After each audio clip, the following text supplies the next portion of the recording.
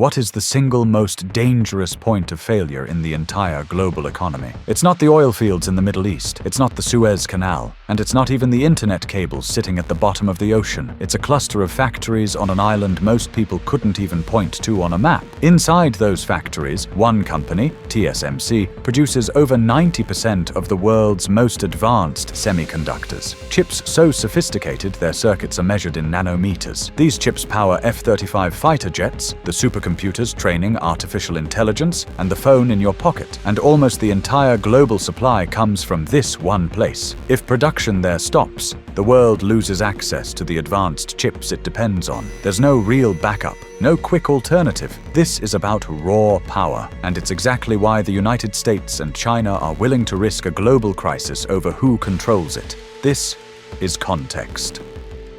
To understand how serious this really is, just look back at what happened in 2021. A chip shortage triggered by pandemic disruptions, surging demand, and supply chain bottlenecks created chaos. Even a relatively mild crisis like that was enough to shut down car factories, leave thousands of new vehicles sitting unfinished, delay phone launches, and force data centers to wait months for processors. That was just a warning shot. Now imagine the same crisis, but triggered by war rather than temporary disruptions. TSMC's factories go completely silent. In just a few weeks, car production lines would grind to a halt. Smartphone and laptop manufacturing would slow dramatically. AI data centers would stop expanding, and defense contractors would run out of advanced chips for missiles and jets. A few months later, the shortages would ripple across global supply chains. Inflation would spike, and critical products would become harder to find. Within a year, we could be looking at a global recession, mass layoffs, volatile markets, and governments under intense pressure. This is what economists and serious war simulations already predict.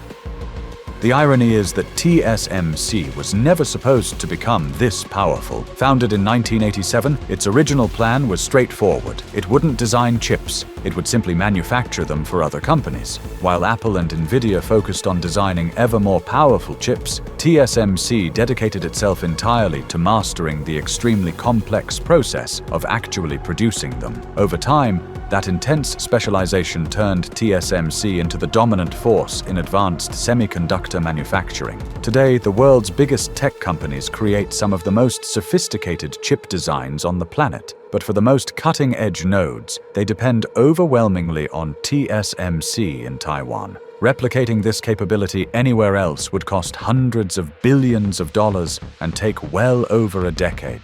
But money is not the main obstacle. The real barrier is experience. Designing a chip is one thing. Manufacturing it at scale is something completely different. It requires thousands of perfectly coordinated steps, each performed with almost zero tolerance for error. A tiny increase in the defect rate can destroy an entire production run and wipe out profits. Improving manufacturing yields by just a few percentage points can be worth billions of dollars. That level of precision is the result of nearly 4 decades of accumulated knowledge that lives in the minds of thousands of specialized engineers, technicians, and suppliers who have spent their careers solving problems that most competitors are only beginning to encounter. And that kind of deep expertise cannot be easily copied, bought, or relocated, which means building another TSMC is not just a question of money, it's a question of time. But here's where it gets even more interesting. Even TSMC cannot produce a single advanced chip without depending on another, much smaller monopoly. This one located in the Netherlands. The company is called ASML. They are the only manufacturer in the world capable of building the machines that print the incredibly fine circuits required for cutting-edge semiconductors. These machines, known as EUV lithography systems, are among the most complex pieces of engineering humanity has ever created. A single high-NA unit can cost close to $400 million, and shipping one requires the cargo space of dozens of aircraft.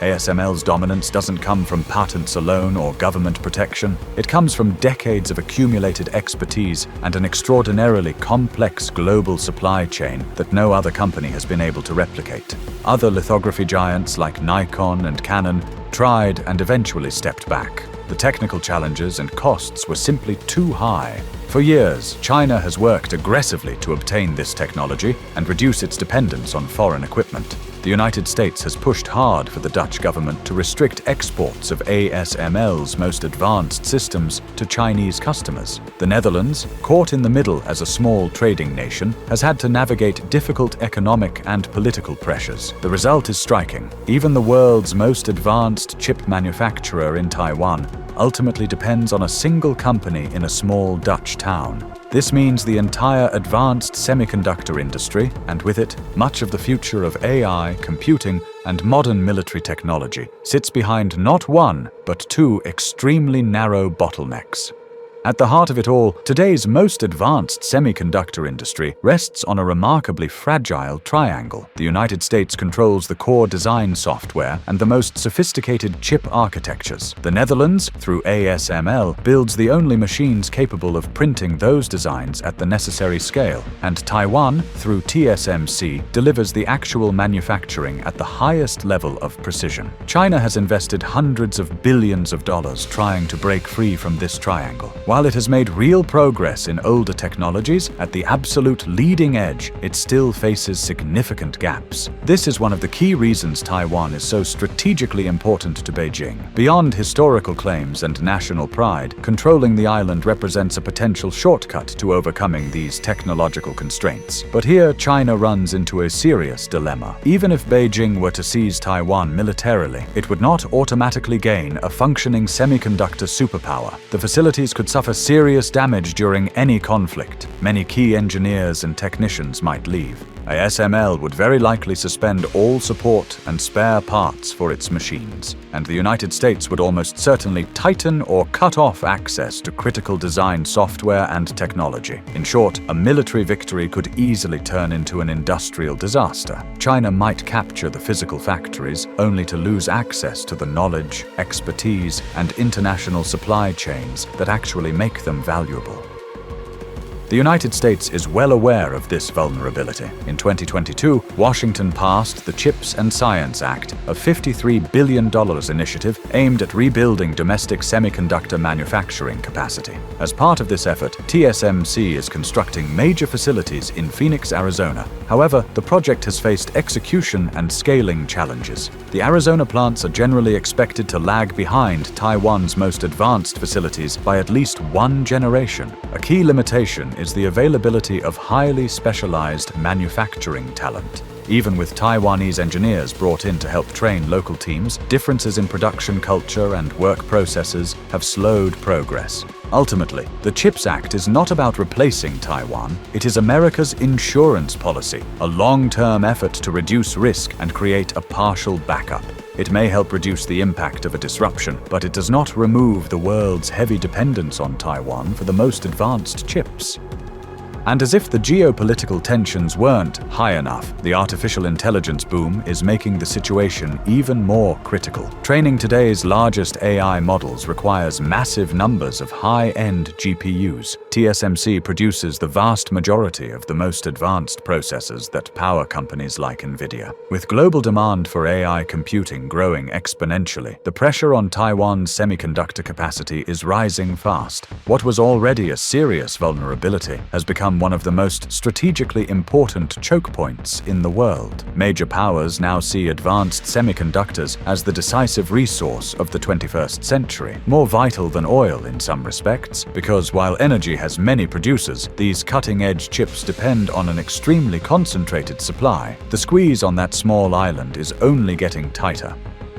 This is the uncomfortable reality of our modern world. The future of artificial intelligence, military superiority, and global economic growth now depends on a handful of factories located on an island just 100 miles from the Chinese mainland. No one deliberately planned for global power to concentrate in such an extreme way. It emerged through decades of market competition, engineering excellence, and historical accidents. But today, the world must live with the consequences. The microchip has evolved from a simple technological component into the ultimate strategic asset of our era, and Taiwan has become its reluctant but indispensable guardian.